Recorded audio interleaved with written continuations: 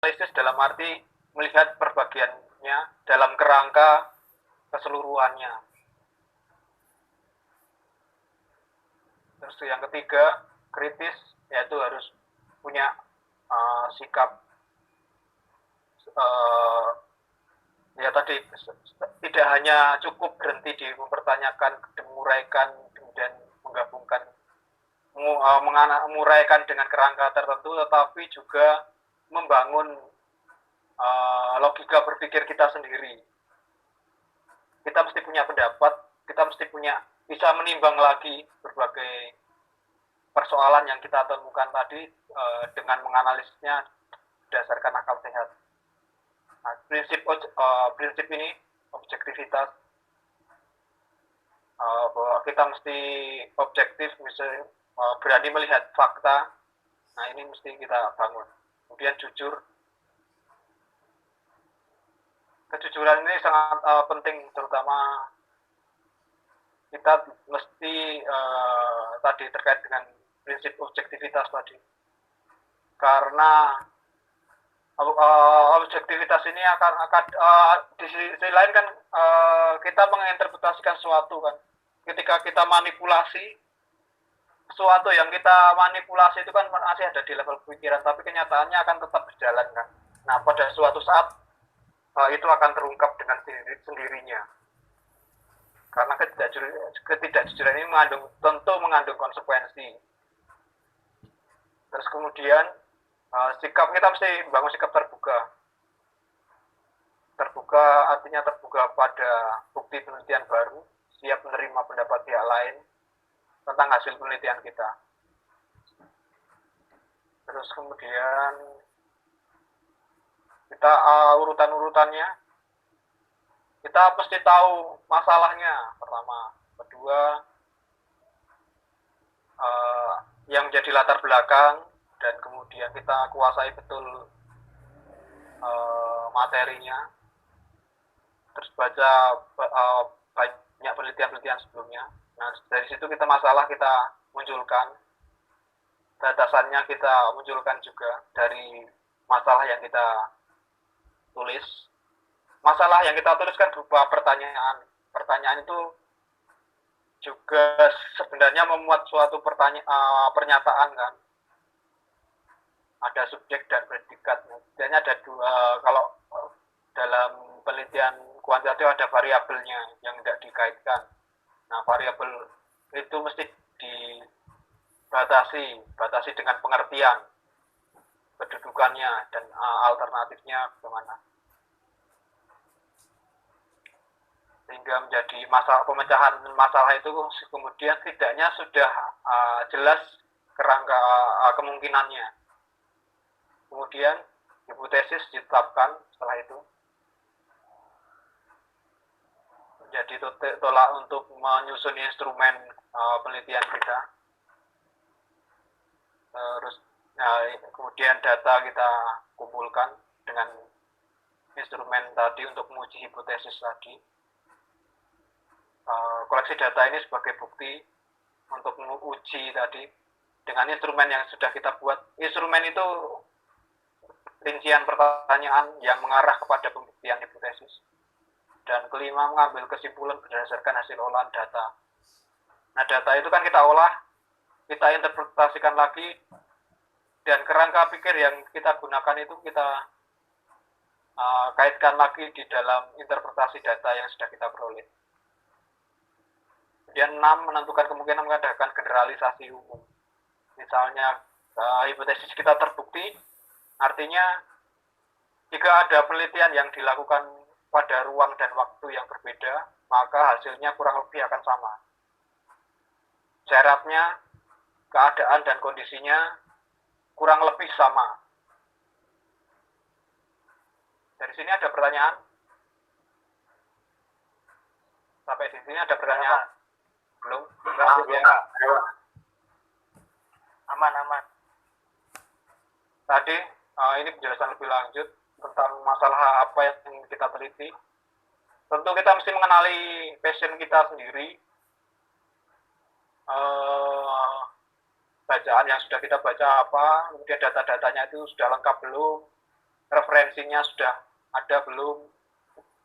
Terus kita lihat peneliti lain juga melakukan hal sama belum. Nah, maka ini jadikan studi awal. Kita penentuan masalah ini adalah studi awal atau studi pendahuluan. Yaitu mencari informasi yang diperlukan, kemudian menjajaki kemungkinan diteruskan atau tidak penelitian yang kita lakukan. Dan selanjutnya adalah merumuskan masalah kita. Studi pendahuluan ini terutama terhadap penelitian-penelitian lain, kita mesti menemukan sesuatu yang baru dari penelitian kita. Misalnya kerangka pemikirannya sama, boleh. Tetapi konteks dan ruang konteks, sasarannya, respondennya, waktunya kan juga berbeda. Nah, itu bisa dilakukan. Namun kita mesti cari tahu kebaruan dari kita, apa gunanya, apa manfaatnya, apa. Mesti ada manfaat yang jelas. Kemudian rumusan kita buat, kita batasi dengan batasan. Nah, membuat batasan istilah itu kita mesti menggunakan referensi ya, setidaknya kamus dalam bahasa Indonesia untuk istilahnya, dan kamus sosiologi. Karena ini menyangkut istilah-istilah khusus, jadi perlu kamus khusus. Ditambah lagi lebih bagus ensiklopedi penelitian sosial juga ada, ensiklopedi tentang metodologi ilmu sosial juga ada.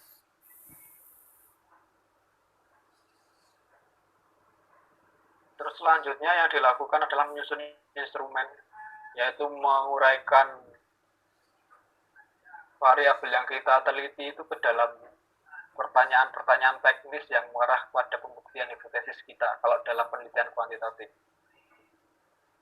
Sementara dalam penelitian kualitatif, kita hanya membuat rumusan umum saja, ya sama dengan pernyataan, tapi pernyataannya lebih terbuka, dan kemudian batasnya kita tentukan sendiri ketika kita ada di lapangan. Kemungkinan umumnya yang bisa terjadi bisa kita tentukan sebelumnya, sama lewat penelitian-penelitian yang sudah ada. Tetapi kemudian kita juga mesti terbuka kepada kebaruan yang terjadi atau perubahan yang terjadi ketika kita mewawancarai responden kita atau informan kita. Nah, setelah itu data kita kumpulkan.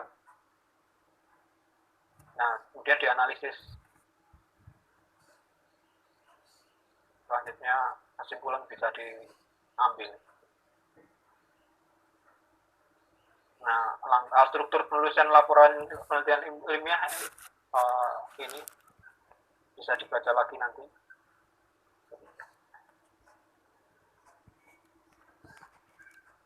Pertama adalah latar belakang masalah, identifikasi masalah. Masalahnya itu kita ya.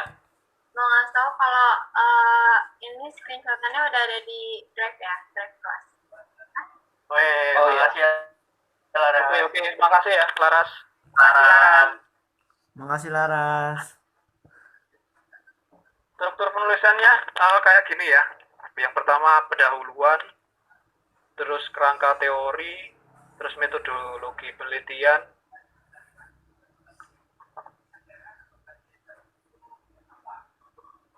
terus hasil penelitiannya, kesimpulan dan saran, kemudian bisa ditambahi dengan daftar pustaka dan lampiran ini bisa berupa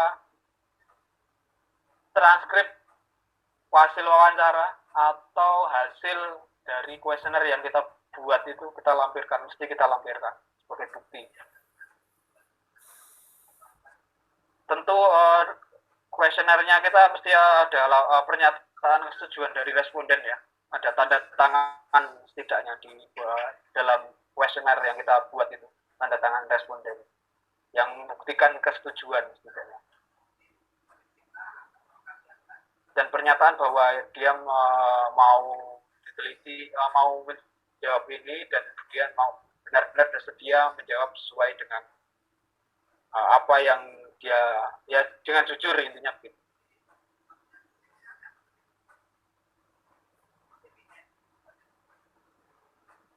Jadi ada latar belakang yang pendahuluan isinya latar belakang masalah, identifikasi masalah, batasan masalah, perumusan masalah, tujuan penelitian secara umum, dan kegunaannya. Kemudian kerangka teori atau dan perumusan hipotesis. Ini adalah kita mesti tahu kepada siapa kita mesti apa mengandalkan. Halo, gimana? Halo Pak. Halo. Ya Pak. Halo. Ya Pak. Ada sesuatu yang ingin disampaikan? Enggak Pak. Oke. Enggak Pak, enggak ada.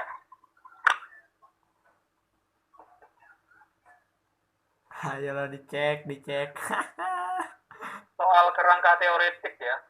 Kerangka teoretik artinya kita mesti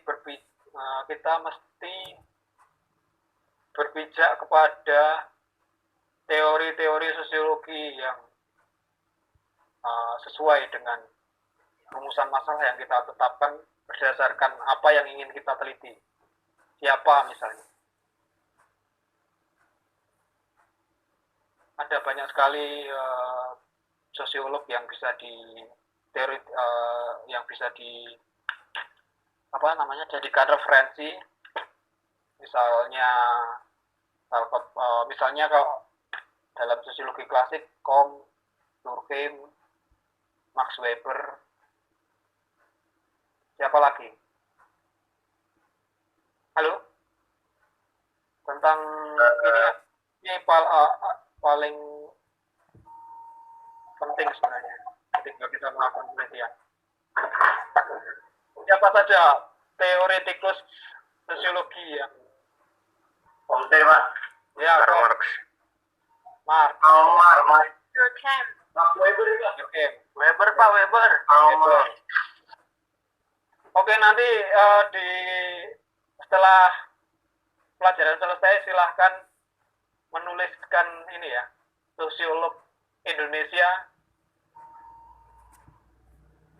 dan luar negeri ya, asing ya.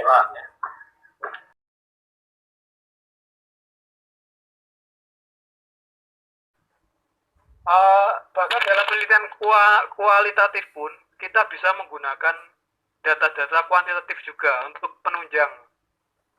Kayak kemarin kita di artikel itu kan ada data-data kuantitatif kan, data yang kemarin sebentar saya carikan lagi, nanti akan saya buka linknya.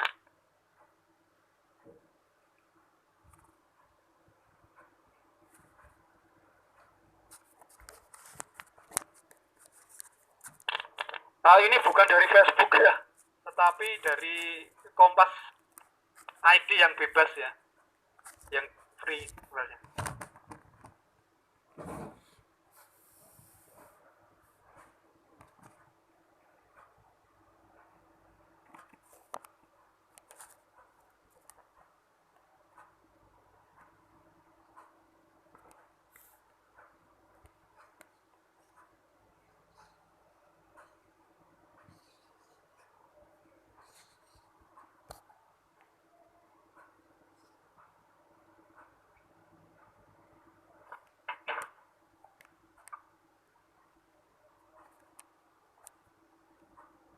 Nah, ini kan ada data-data kuantitatif kan. Nah, ini misalnya. Terus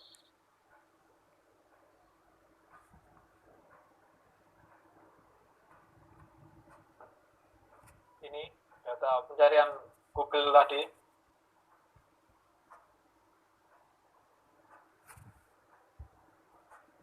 Ini kan hanya membuktikan menjadi dasar argumen kita bahwa ada sesuatu yang positif untuk menjelaskan bahwa betapa pentingnya soal ini kesehatan, dan selain itu pentingnya sumber-sumber informasi yang terpercaya. ini juga kuantitatif kan. Nah, kemudian kalau kita melakukan metodenya sendiri, melakukannya sendiri secara internal, nah ini kita bisa mencantumkan ini metode penelitiannya.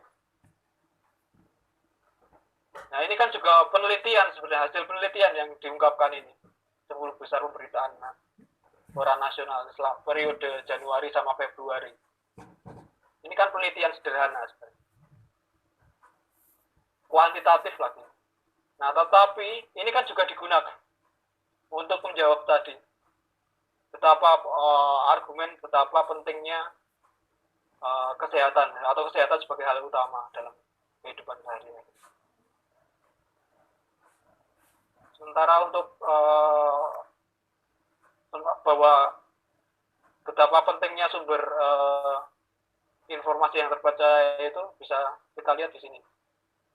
Monitoring berita. Datanya diolah juga. Metodenya ini ada dicantumkan juga kan.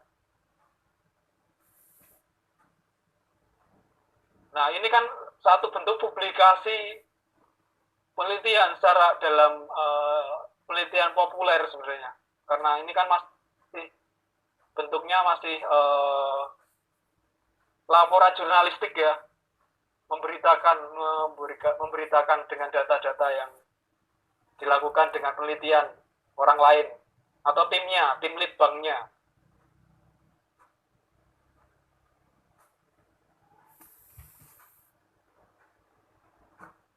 Nah, sebenarnya kan ini metode gabungan. Kalau dilihat dari cara model penelitiannya, kan dia tidak mengatakan ingin membuktikan apa-apa, maksudnya tidak mengkaitkan atau membuat satu pembuktian bahwa ada korelasi dua variabel kemudian dihitung dan sebagainya, kan enggak kan? Kualitatif kan hanya deskripsi kan. Tapi deskripsinya kemudian dia cantumkan juga dengan data-data kuantitatif.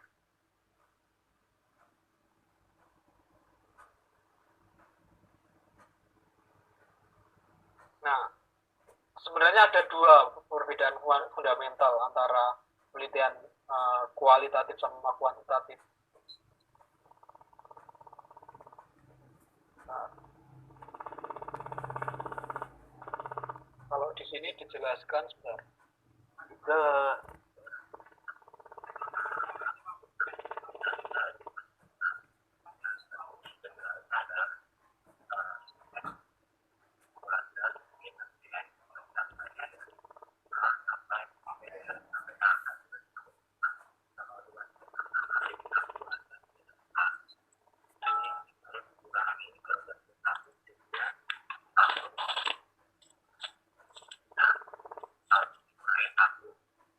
Nah, perbedaannya kan di sini kuantitatif secara umum.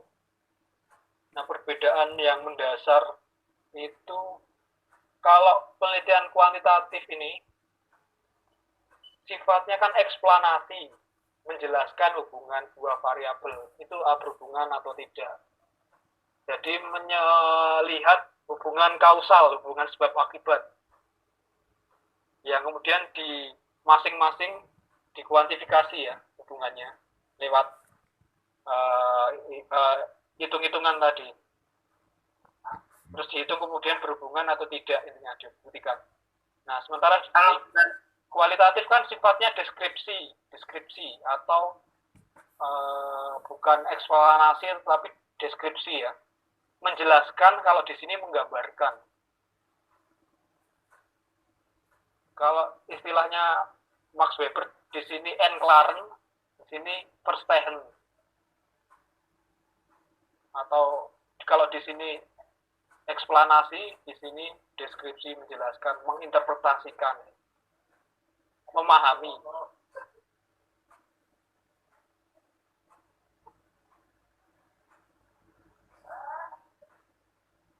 Nah, kalau dalam di sini menjelaskan dan memahami kan jadi satu kemudian. bisa kita gabung-gabungkan. Tapi fungsinya utama kalau di sini adalah deskripsi karena ini laporan jurnalistik kan. Memahaminya itu yang dari grafiknya itu, Pak? Iya, menginterpretasikan grafik kan kemudian. Oke. Tetapi sebelum menginterpretasikan grafik kan berarti kita menginterpretasikan responden kan, jawaban responden atau data lah, interpretasi atas data kan. Kalau tadi kan datanya pemberitaan atau dari datanya kalau dari googling adalah berapa kali kata itu dimasukkan dan berapa kali muncul gitu kan. Tentang COVID tadi berapa kali muncul diketik orang ketika masukan itu kan keterekam ini. Kalau kita misalnya alamat dari COVID di sini misalnya COVID 19. Nah ini berapa kali muncul? Nah kemudian hasilnya kan ada sekian ribu. Hasilnya sekian ribu dari dengan waktu dalam tempo 0,45 detik.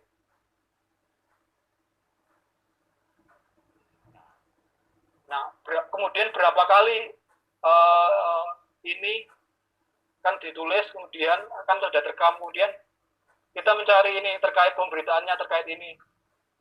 Diklik. Nah, semakin banyak diklik kan akan semakin muncul ke atas. Muncul ke atas, muncul ke atas, muncul ke atas. Jadi kayak kalau di Twitter itu jadi trending topik gitu. Oh iya, Pak. Nah, maka ini adalah data juga bisa. Kalau dulu saya misalnya Simpson gitu, kayak meneliti itu,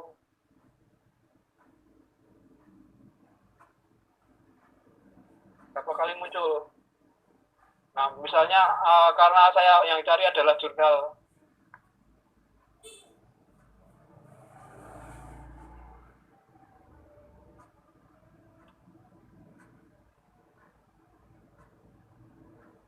Atau apa ya. Nah, kalau misalnya jurnal maka ini akan keluar ini. Atau plus PDF kalau kita formatnya lebih khusus lagi.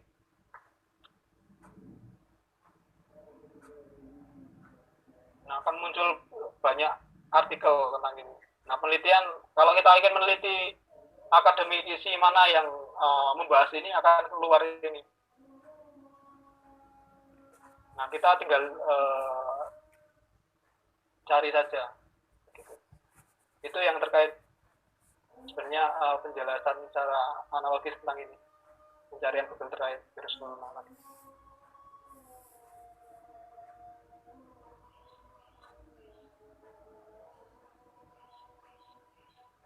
Ada lagi pertanyaan yang lain soal bagaimana kita menyusun penelitian, melakukan penelitian?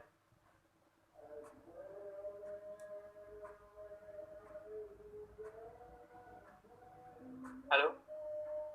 Nggak ada, Pak. Nggak ada. Perlahan mengerti, Pak. Mengerti ya? Semakin mengerti ya? Perlahan. Terus Step by step, Pak, santai kita. di kelas lain kemarin saya juga menyajikan contoh infografisnya ya, dan di kelas mana ya?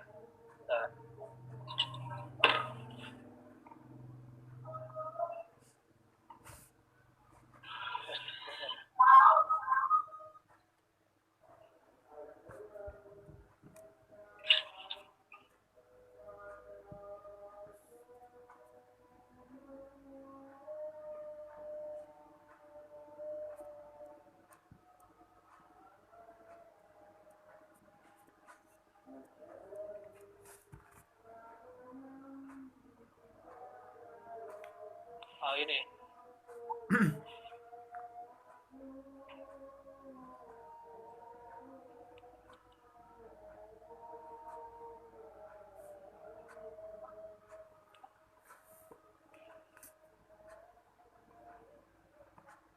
kemampuan untuk menyajikan hasil penelitian kita agar dipahami itu juga sangat penting ya.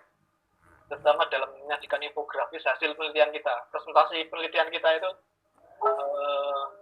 tidaknya ada, ketika kita bisa mempresentasikan dengan baik, setidaknya 50% itu sudah kita sudah bisa tidaknya tersampaikan ide gagasan kita itu.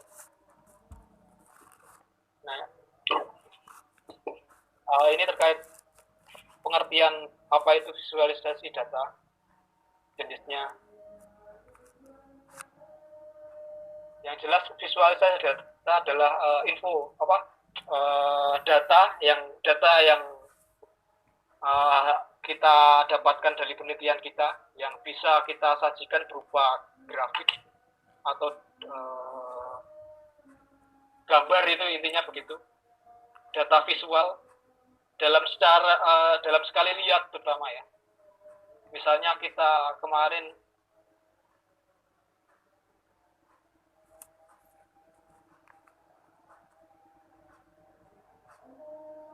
ini kan kita lihat kan, sekali lihat kan datanya. Berdasarkan kadar NO2 di wilayah Cina, ada kurun waktunya, terus ada tingkat polusinya, dan ada wilayahnya. Nah, wilayahnya sangat luas kan. Dan kemudian, nah ini ada perbandingan datanya. Penelitiannya bisa jadi sangat lama, tapi kemudian cara mempresentasikannya cuma begini. Oh, iya. Ini sebelum dan sesudah virus corona itu ada. Perbandingannya sangat kontras kan, sangat jelas sekali. Iya, Pak. Dan itu bisa kita lihat secara sekali lihat saja. Oh, ini periode sekian, periode sekian hasilnya. Kemudian ini. Demikian juga ini, kita juga bisa melihat grafiknya, ada dua perbandingan. Juga sekali lihat.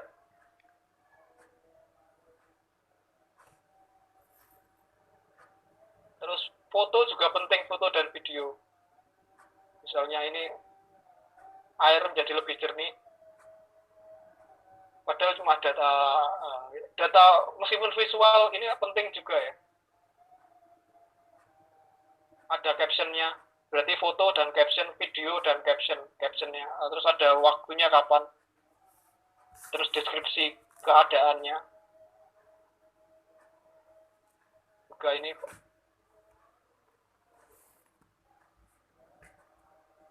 betapa pentingnya cuci tangan.